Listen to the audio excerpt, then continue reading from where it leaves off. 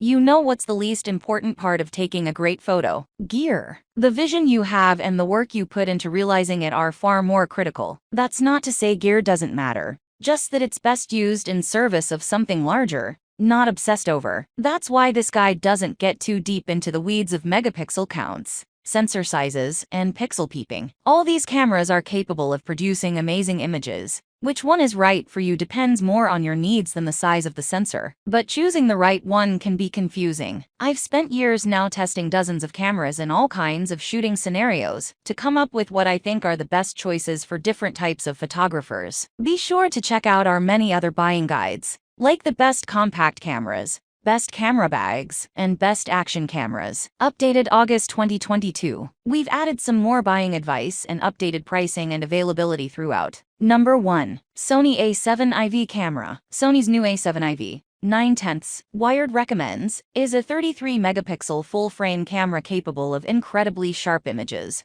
with excellent dynamic range, and the best autofocus system on the market. It's compact and lightweight enough to carry all day without back strain, and the grip is comfortable. The 5-axis image stabilization means you can hand-hold it in lower light, and the wide range of 4K video options make it the best all-around photo and stills combo on this page. There are better still cameras, see the Sony A7R IV below, and better video cameras, but nothing else combines the two quite as well. What I don't like about it, or any other Sony, is the labyrinthine menu system. Luckily there are enough customizable buttons that it's not too difficult to set things up, so you never need to dive into the menus. Specs. 33-megapixel full-frame sensor, 10 frames per second, FPS, 7K oversampled 4K 30 FPS video. South Dakota and Express cards another option. If you don't need the new autofocus features, the A7 III remains a solid choice, and it's frequently on sale for under $1,800. Number 2. Fujifilm XT4 Camera. Fujifilm's XT4 is one of the best values in the camera market. Fujifilm uses APS-C sensors,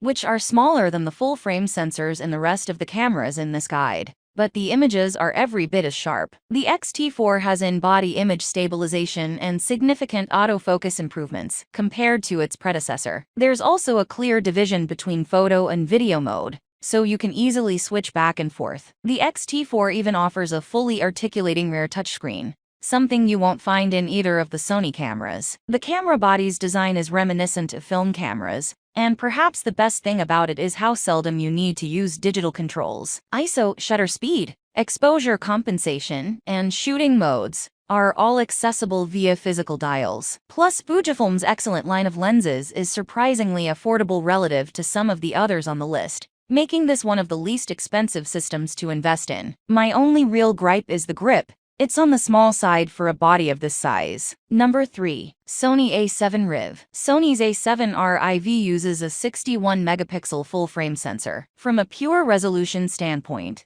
it is unmatched, unless you opt for medium-format cameras. If that's not enough, there's a 16-shot high-resolution mode that can create 240MP images, so long as your subject is static, e.g. a landscape. The dynamic range is outstanding, and the ability to recover detail in the shadows is something you'll only believe once you do it yourself. I was able to pull up shadows in my RAW editor by as much as 5 stops with no more noise than if I had shot at the corresponding ISO in the first place. While the still images the A7R IV produces are frankly remarkable, its video chops are not of the same caliber. That's not to say its specs are bad, but there are more capable video cameras if that's your focus. Other downsides are its price, and its RAW files are huge, around 125 megabytes per image. If you buy one, pick up some extra hard drives too. Number 4. Canon EOS-R. The Canon EOS-R is a mirrorless option for people who loved their DSLRs. It's a hefty beast, with a solid feel that reminds me of what I used to love about film cameras. Even the on-off switch is made of metal. The sensor is typically Canon,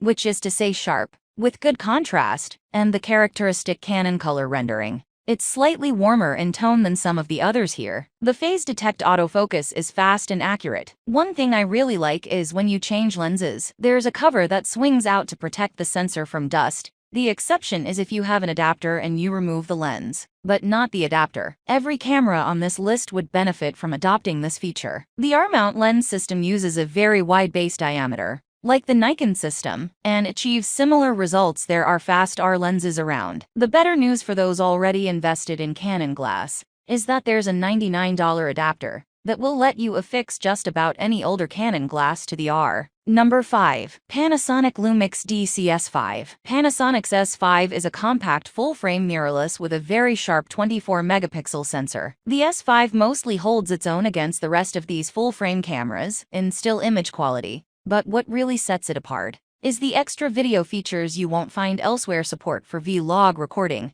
anamorphic 4K support, and uncropped 4K at 30 frames per second top the list. The result is a camera that's perfect for hybrid video and stills shooters. The S5 uses the L-mount lens system, an effort to do for full-frame what Panasonic did for micro four thirds: create a unified lens mount standard. Leica is the driving force behind the L-mount, but Panasonic and Sigma also have plenty of glass in L-mount. That means there's no shortage of lenses for the S5. The biggest shortcoming is the autofocus. Like the bigger S1, there's no phase detection, and the camera relies on a contrast-based detection system, which is slower and less accurate. If your primary use case is video, be sure to check out our guide to the gear and tips you need to make studio-grade home videos.